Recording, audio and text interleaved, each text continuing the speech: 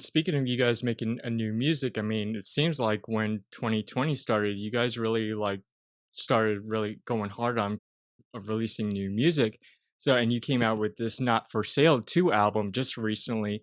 So, do you want to explain why is that so unique compared to the previous work? Yeah.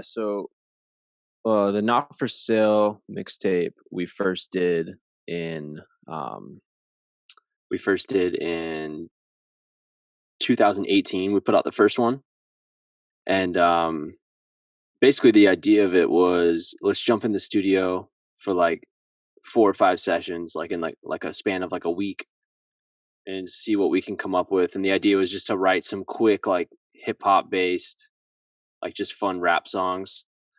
Um, and call it a mixtape and just put it out for the fans, kind of like for fun to like hold fans over for when we drop like an album.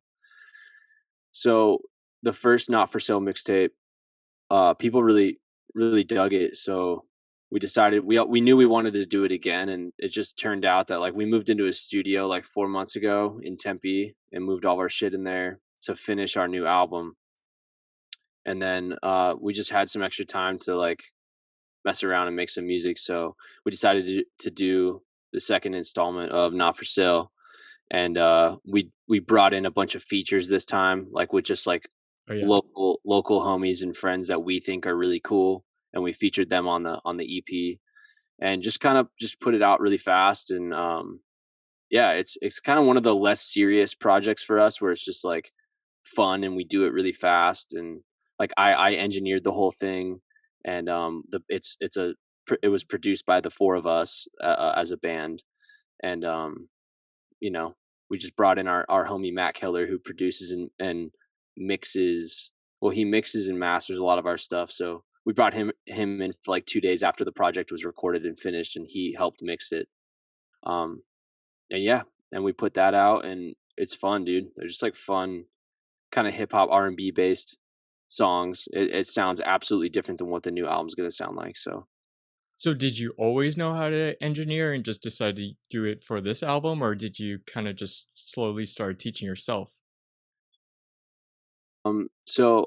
I've been kind of mentoring underneath our producer and mixer Matt Keller. He's been teaching me tons of stuff over the last couple years.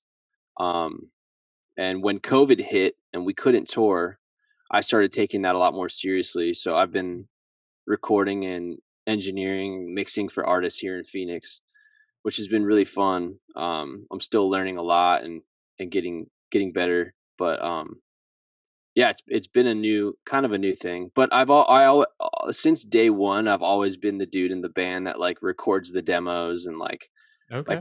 when we started the band when we were like 17, I had like an 8 like channel interface that my mom got me for Christmas, and I would plug that into her computer, and I would record like really bad sounding Katastro demos, Hmm. so that we knew what we were doing when we went into the studio, that we were paying like 50 $75 an hour or whatever to record at. So we knew the songs well. That didn't take us too long to record, you know?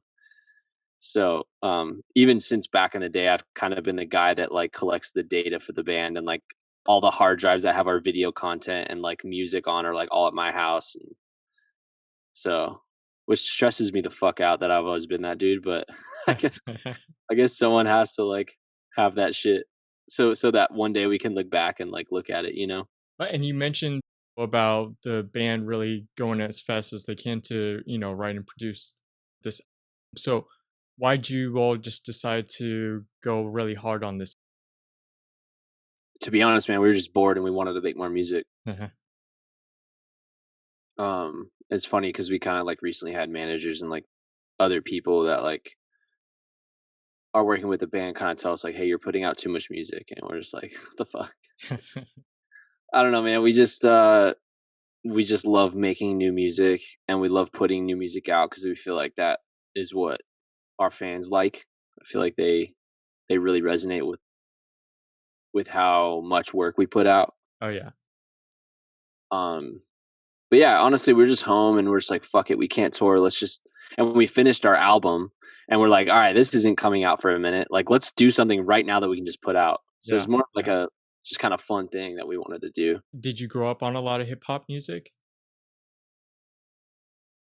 The first time I was like really interested, like kind of interested in hip hop was from skateboarding. When I was like 15, 16, I used to skateboard with my friends' older brothers, and they introduced me to like hieroglyphics, Del the Funky Homo Sapien, and then like Wu Tang Clan, and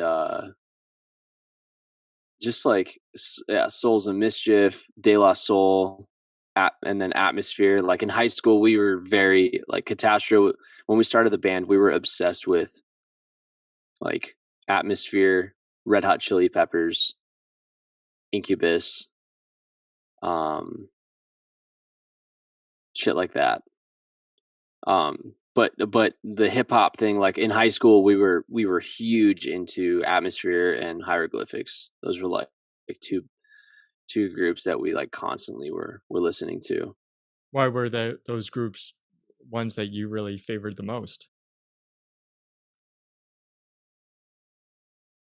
Um, well, Atmosphere, we all listened to Atmosphere since we were like 14, 15, and I don't know, man. We just liked how he talked about real life stuff. I think that Mhm. resonated with Andy a lot, and he brought that kind of influence into Catastro a bunch. So yeah, it was dope.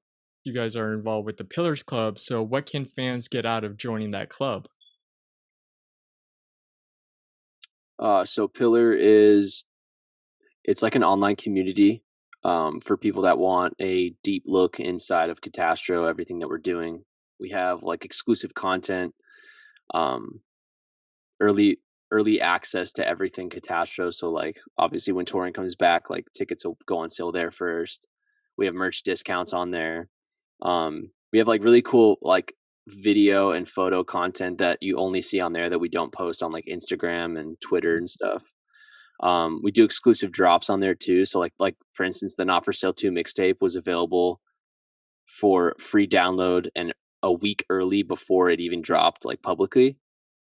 And then we do like exclusive songs get dropped there all the time. Like this month or last month in January, we dropped a like stripped down version of Cutthroat off Not for Sale 2, and that's available on Pillar. And so basically it's $10 a month, and if you subscribe to it, you just get, extra stuff from Catastro that you wouldn't get anywhere else. If anyone's interested in joining the Pillars Club, is there a link on any of your social media sites that will lead them directly to that site? Yeah, you can go to the link in Catastro's bio on Instagram, or if you just go to catastro.pillar.club. And another thing that you've been doing with another band member is that you all have the Kamp Podcast. What got you and Ryan interested in starting that podcast? Man, we had talked about it for a while, and we finally decided to do it. We were in Richmond, Virginia on tour, and we started the first episode in the hotel. On like it wasn't even a day off. We woke up at like 7 in the morning, and it was fucking freezing. We ran across the street and got Dunkin' Donuts coffee, Mhm. and went into the banquet room at the Best Western we were staying at and recorded the first episode. And the idea of the podcast is just to talk about life and music in order to get people to kind of know us better, maybe even talk about like issues in life, and it's all just funny shit. Like we sometimes we just have purely comical like bullshit episodes where we're just talking about whatever the hell we want. Yeah. It's really just to like hang out and kind of, I don't know. It's crazy though. We've been getting messages from fans that like really really resonate with the podcast because we just Uh-huh. talk about whatever, and you know, it's just a cool way for people to relate to us. So are you really big into podcasting yourself?